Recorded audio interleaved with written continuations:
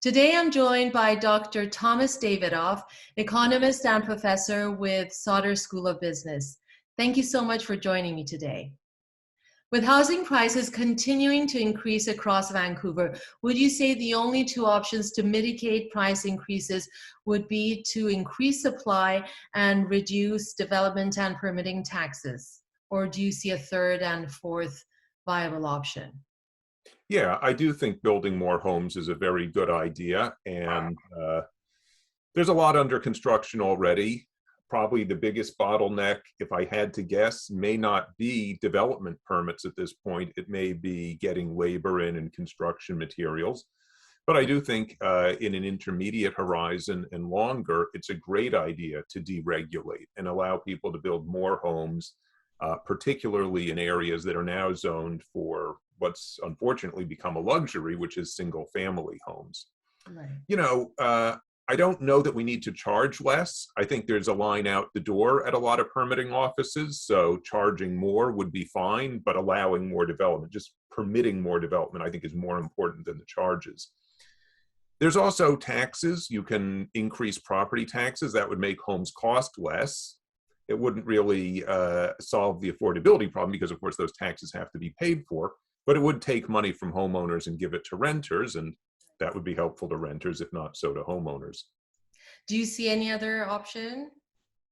I think those are the important ones. People talk about getting rid of foreign demand and empty homes. I think particularly in British Columbia, we've gone a long way towards doing that. Maybe we could put some more energy into auditing at the provincial and even municipal level. But my impression is that lemon has mostly had the juice squeeze out of it. So I think at this point it's supply and maybe taxes to redistribute. Right. So the idea of rental freezes gaining momentum, and Assar Lindbeck, Swedish economist, he said that the best way to destroy a city other than bombing it is rent control. Do you agree with that sentiment?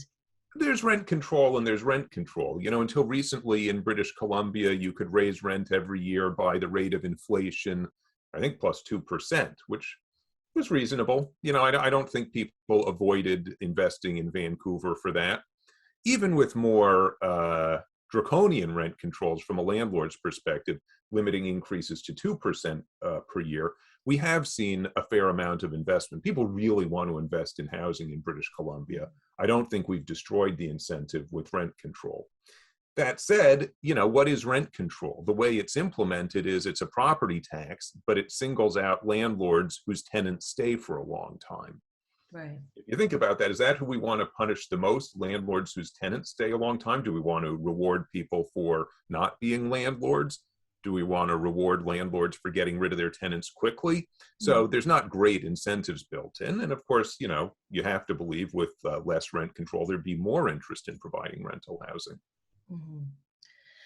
And now I want to quickly touch on climate change. I mean, recently we saw the devastating flooding and all the adverse effects of climate change. Do you think that insurance providers will possibly walk away from Abbotsford and sea level areas like Richmond? And would you see kind of a shift in consumer behavior going from low plain areas to high plain areas? It's an excellent question. And, of course, before the flooding, we saw the fires associated with global warming. And I would not want to provide fire insurance in almost all of British Columbia. Vancouver's probably fine. But as a matter of, physical, geographical area, I wouldn't want to be a fire insurer here very much. The flooding risk is something new. Yeah, you'd think pricing would evolve in places prone to flooding, which is, again, a lot of the province. I don't know, hopefully people will still be able to obtain insurance, but the pricing may change to reflect increased risk, and that could be meaningful. Stratas, of course, saw very large increases in deductibles and premiums as insurers got spooked about condos in Vancouver. And yeah, I would think environmentally, I would like to provide, flood or fire insurance in British Columbia a lot less now than I would have 2 or 3 years ago. I remember when we were talking a year and a half ago, we were in lockdown, and you said the dynamic was shifting from people moving out of the downtown core and going to the suburbs.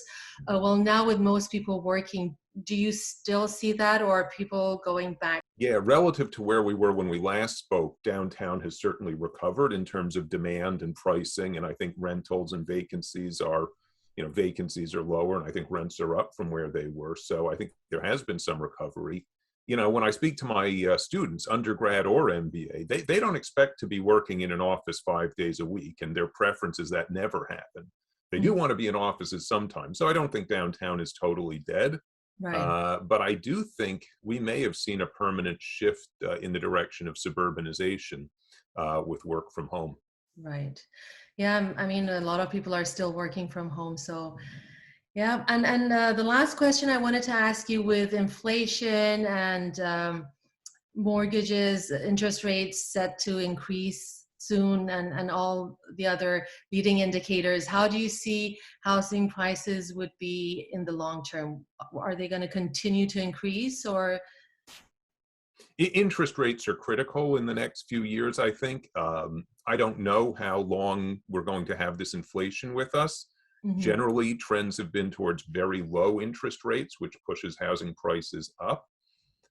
Inflation can go in both directions with that. It increases interest rates, which makes it harder to qualify for loans. But on the other hand, with expectations of rising prices, asset values can go up too. So uh, I, it's hard to see a major decrease without some kind of shock to real interest rates, not just inflation, but how much people want to be compensated Mhm. for holding cash. And real inflation adjusted interest rates are very, very low today. So Mhm. with immigration pressures, probably a little bit less work from home, I would think urban housing prices will continue to remain at elevated levels and even increase, if I had to guess. But of course, I do have to guess. There's a lot of Yes, of uncertainty. course. Yeah.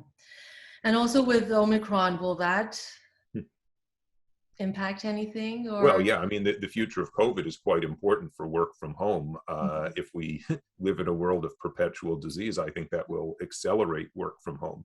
Had Right. Omicron not showed up and vaccinations continued, maybe, we face the end of the crisis and you make a quicker decision about work Right. from home. But it looks like we've got a few more months at least Yeah. until people are comfortable working in offices as a regular practice. Right. Thank you so much, Dr. Davidoff. It was very nice of you to take this time to do the interview.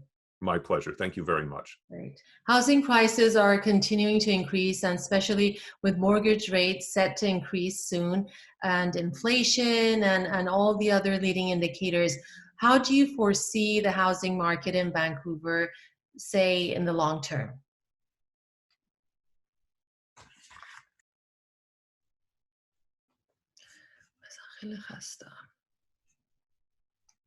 Thank you so much, Dr. Davidoff.